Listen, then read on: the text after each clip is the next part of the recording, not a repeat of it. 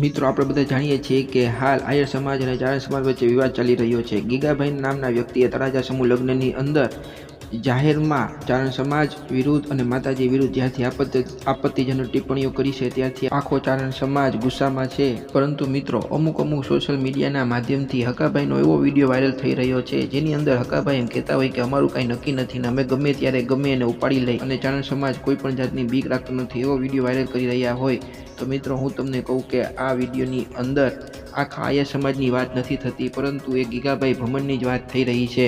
પરંતુ અમુક સોશિયલ મીડિયાના માધ્યમથી આવી નફરત ફેલાવતો વિડીયો વાયરલ થઈ રહ્યો છે।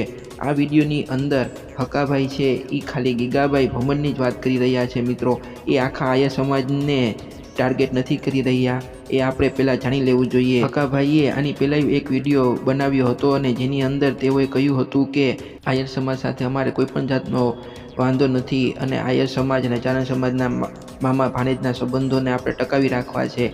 અને મિત્રો પરંતુ મિત્રો અમુક નફરત ફેલાવનાર વ્યક્તિઓ આનો લાભ ઉઠાવી અને આવા વિડીયો વાયરલ કરી દેતા હોય છે અને એડિટ કરીને વિડીયોના ટુકડાઓ કરી અને સોશિયલ મીડિયામાં મૂકી દેતા હોય છે। મિત્રો તો મારી એટલી જ વિનંતી છે કે આખો વિડીયો જોવો અને પછી જ કોઈ પણ જાતનો ફેસલો કરવો મિત્રો।